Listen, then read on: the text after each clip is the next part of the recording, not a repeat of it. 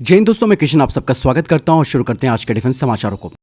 वही दोस्तों, कावेरी इंजन को लेकर एक बड़ी अपडेट सामने आई है। कावेरी ड्राई इंजन और आफ्टर बर्नर वाले वेरिएंट ने लगभग सभी ग्राउंड और बेंच ट्रायल पूरे कर लिए हैं। जीटीआरई ने अब इंडियन एयरफोर्स को एलसीए एयरफ्रेम पर ट्रायल्स के लिए राजी कर लिया है। एचएएल अब एलसीए तेजस पर कावेरी आफ्टर बर्नर वेरिएंट का इंटीग्रेशन पार्टनर है। अभी तक लगभग 50 घंटे का फ्लाइट डेटा कावेरी ने हासिल कर लिया है। आने वाले 8 महीनों में पूरा इंटीग्रेशन पूरा होना है। पहले 2 महीने दोस्तों फ्लाइट डेटा एनालिसिस होगा, जो कि अभी चल रहा है, और अगले 6 महीनों में airframe engine integration test flights होंगी। इसका दोस्तों काफी स्ट्रैटेजिक महत्व बताया जा रहा है। एलसीए पर अगर इसका सफल इंटीग्रेशन हो जाता है तो ये कावेरी इंजन के लिए वापसी का एक बड़ा कदम माना जा सकता है। आगे एएमसीए, घातक यूकैफ, टेडबीएफ जैसे जो प्रोजेक्ट्स हैं उनके लिए विश्वास और बेस ये तैयार करेगा। इवन फ्रांस के साथ 120 किलोमीटर इंजन डेवलपमेंट में भी ये डेटा बहुत उपयोगी साबित होगा। मतलब साफ है कि कावेरी इंजन ने अपने शुरुआती दिक्कतें पीछे छोड़ दी है और अब एलसीए तेजस पर इसका इंटीग्रेशन तेजी से आगे बढ़ रहा है। अगले 8 महीनों में ये सफल हो गया तो भारत के पास अपना सर्टिफाइड मिलिट्री जेट इंजन होगा, जो आने वाली पूरी फाइटर जनरेशन को प्रभावित करेगा। फिलहाल ये खबर काफी अच्छी है। आपको क्या लगता है? कमेंट सेक्शन में लिखकर जो बताएगा।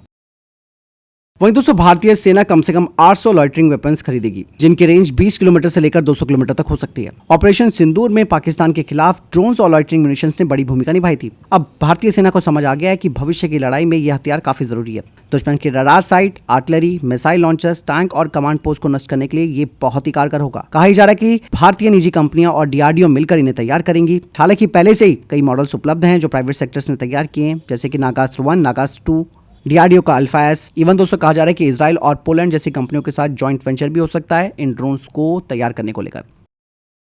दोस्तों, एचएएल के सीएमडी डीके सुनील कुमार जी ने कहा कि हम भारतीय प्राइवेट सेक्टर के सहयोग से एलसीए मार्क 1A प्रोग्राम में हो रही प्रगति से खुश हैं और हम प्रोडक्शन बढ़ाने और समय पर डिलीवरी करने के रास्ते पर हैं। दरअसल दोस्तों, एलसीए मार्क 1A प्रोग्राम के लिए एक बड़ा कदम उठाया गया है। 4 सितंबर 2025 को भारतीय निजी कंपनी वेम टेक्नोलॉजीज ने तेजस मार्क 1A फाइटर जेट के लिए दूसरा सेंट्रल फ्यूजलाज एचएएल को सौंपा है।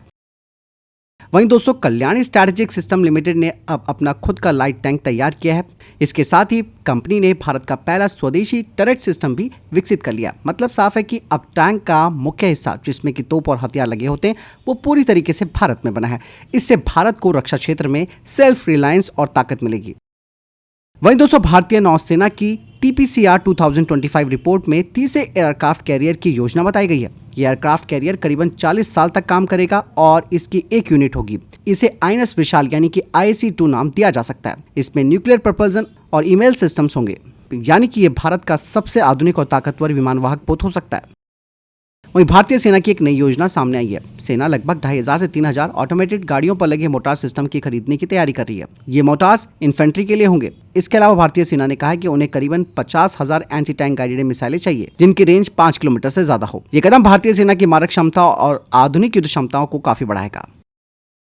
वहीं दोस्तों, रक्षा मंत्रालय लगभग 300 से 400 लाइट टैंक खरीदने की तैयारी कर रहा है। इन टैंकों में काफी आधुनिक खूबियां होंगी, जैसे कि ISR और targeting system, loitering munition, tether drone operating क्षमता, counter drone technology, net centric warfare क्षमताएं, इलेक्ट्रॉनिक वॉरफेयर सिस्टम आदि। ये टैंक भारतीय सेना को नई पीढ़ी की लड़ाई के लिए और भी ताकतवर बनाएंगे।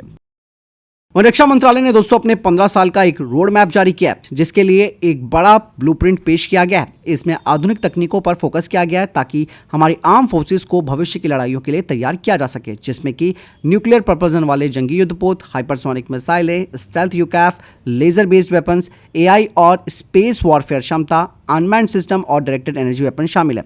इस रोड मैप से इंडियन आर्म फोर्सेस को अगले दशक में आधुनिक रूप दिया जाएगा। वहीं दोस्तों, भारतीय सेना, नौसेना और वायुसेना ने मिलकर 500 हाइपरसोनिक मिसाइलों की जरूरत बताई है। इनका मकसद है दुश्मनों के मजबूत एयर डिफेंस सिस्टम को दूर से भेजना। प्रोजेक्ट 2030 के बाद ही सामने आएगा और इसे डीआरडीओ के प्रोजेक्ट विष्णु या इससे संबंधित प्रोग्राम के तहत डेवलप किया जा रहा है। आपको बता दें कि यह हाइपरसोनिक मिसाइलें मैक 6 से 8 की स्पीड तक उड़ सकती है। रेंज 1500 किलोमीटर से ज्यादा होगी। प्रपल्सन की बात की जाए तो इसमें स्वदेशी स्क्रैमजेट इंजन लगा होगा। इवन दोस्तों, ये हाइपरसोनिक ग्लाइड व्हीकल्स होंगे जो AI बेस्ड गाइडेंस होंगे। इवन दोस्तों, ये मिसाइलें पारंपरिक या फिर परमाणु वॉरहेड ले जाने की क्षमता वाली होंगी। इन्हें Su-30 MKI, Rafale, mobile launchers, पनडुब्बी और डिस्ट्रॉयर से दागा जा सकता है। और ये प्रोजेक्ट दोस्तों भारत को अमेरिका, रशिया और चीन की तरह हाइपरसोनिक क्लब में शामिल करेगा। मौजूदा ब्रह्मोस और रैम्पेज से कहीं आगे की डीप स्ट्राइक क्षमता भारत को मिलेगी।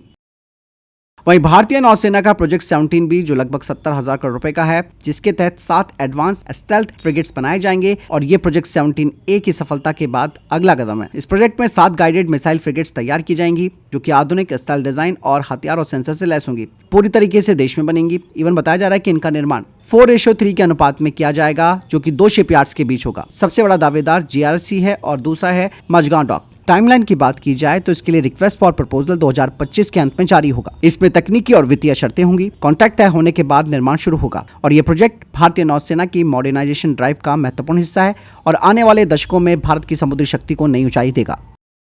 दोस्तों, चाइना ने बहुत तेजी से लंबी दूरी की मिसाइलें तैयार कर ली हैं, जिनमें PL-16 और PL-17 है। इन मिसाइलों के जरिए चाइना आसानी से दुश्मनों के अवाक्स और टैंकर्स को दूर से मार कर सकता है। ऐसे में दोस्तों बताया जा रहा है कि भारत और जापान चीन की मिसाइलों से भी ज्यादा एडवांस मिसाइलें बनाएंगे। फिलहाल DRDO के पास अस्त्र सीरीज की मिसाइलें हैं, तो जापान के पास AM-4 और JANAM है। नई मिसाइल जिसे दोनों देश मिलकर तैयार करेंगे उसकी रेंज 300 किलोमीटर से ज्यादा होगी और इस प्रोजेक्ट में भारत रैमजेट और SFDR इंजन टेक्नोलॉजी देगा, जबकि जापान आयसा और गैलियम बेस्ड सीकर देगा। और ये मिसाइलें भारत के AMCA, Su-30 MKI, तेजस मार्क 2 और रफाल पर लगाई जाएंगी, तो जापान इसे अपनी GCAP और F-35 और F-15J पर लगाएगा। हालांकि यहाँ पर प्रॉब्लम भी है। टेक्नोलॉजी शेयरिंग एक बड़ा इशू रहा है। जापान के सख्त कानून नियम है। इवन यहाँ पर भारत की ऑफसेट पॉलिसी भी है। बजट को भी यहाँ पर देखा जाए तो दोनों ही देश अपनी घरेलू योजनाओं पर ज्यादा पैसा लगाना चाहते हैं और यहाँ पर टाइमलाइन भी दोस्तों बहुत जरूरी है।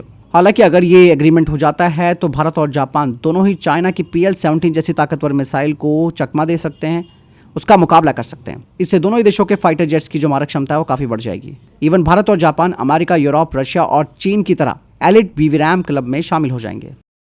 वही दोस्तों, भारत का जो AMC Mark 2 फाइटर जेट है, जो कि 5.5 जनरेशन का फाइटर जेट होगा, उसके लिए जो नया इंजन तैयार किया जा रहा है, जिसे कि GTRE और फ्रांस की साफरान तैयार कर रही हैं और ये 120 किलोन्यूटन थ्रस्ट जनरेट करेगा। अब बताया जा रहा है कि ये जो इंजन बनेगा वो 2035 तक इंजन सर्टिफाइड और प्रोडक्शन के लिए तैयार हो जाएगा। शुरुआती AMC Mark 1 में दोस्तों आप सबको मालूम है कि GF414 इंजन लगे होंगे। Mark 2 में नया साफरान GTRE इंजन लगा होगा। Mark 2 होगा और भी ज्यादा ताकतवर, सुपर क्रूज क्षमता होगी, भारी हथियार ले जा सकता है, लेजर हथियार जैसी टेक्नोलॉजी से लेस होगा। और ये जो नया इंजन होगा दोस्तों, उसका साइज और वजन जो है वो GF414 जैसा होगा, ताकि AMC एयरफ्रेम में आसानी से फिट हो पाए।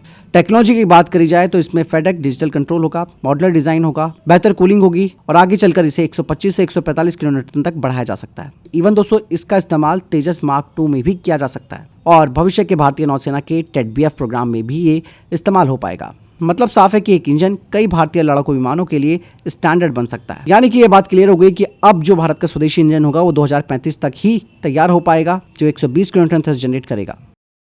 वहीं दोस्तों, यूक्रेनी थिंक टैंक ने भारत के मिशन सुदर्शन चक्र को लेकर एक रिपोर्ट पेश की है, जिसमें कि बताया गया है कि इसे अक्सर इजरायली आयरन डोम से तुलना की जाती है, लेकिन ये दोनों ही सिस्टम अलग हैं। यूक्रेनी थिंक टैंक ने कहा कि मिशन सुदर्शन चक्र 2035 तक पूरे भारत के लिए एयर और मिसाइल डिफेंस शील्ड की तरह काम करेगा, जो कि drone, cruise missile, stealth fighter jet, hypersonic projectile, ballistic missile, इन सब से सुरक्षा करेगा, जो कि स्वदेशी टेक्नोलॉजी पर बेस्ड है। यूक्रेन ने कहा कि इजराइल के आयरन डोम की बात की जाए तो इजराइल एक छोटा देश है, लेकिन भारत एक बड़ा देश है। भारत को पाकिस्तान और चाइना से बैलिस्टिक, क्रूज और हाइपरसोनिक खतरे झेलने पड़ सकते हैं। ऐसे में आयरन डोम केवल एक लेवल और शॉर्ट रेंज तक ही आपकी सुरक्षा कर सकता है, लेकिन सुदर्शन चक्र मल्टी लेयर होगा, लंबी दूरी तक रक्षा कर सकता है और इसमें लेजर सिस्टम्स भी होंगे। जहां आयरन डोम US और इजराइल की तकनीक से बना है, सुदर्शन चक्र आत्मनिर्भर भारत के तहत DRDO, इसरो, बेल और प्राइवेट इंडस्ट्री तैयार कर रही है। इवन उन्होंने कहा कि सुदर्शन चक्र केवल डिफेंस ही नहीं करेगा, बल्कि सटीक जवाबी हमले भी करेगा। मतलब साफ है, यूक्रेन की रिपोर्ट बताती है कि भारत का सुदर्शन चक्र आयरन डोम नहीं, बल्कि उससे कहीं बड़ा और अलग कॉन्सेप्ट है। तो फिलहाल ये थे अभी तक के टॉप डिफेंस अपडेट। वीडियो के सामने कोई प्रश्न, जवाब है आपको, किसी सवाल कमेंट सेक्शन में लिखकर जरूर पूछ सकते हैं। वीडियो को लाइक और शेयर कीजिएगा। ख्याल रखिएगा अपना। जय हिंद, वंदे मातरम।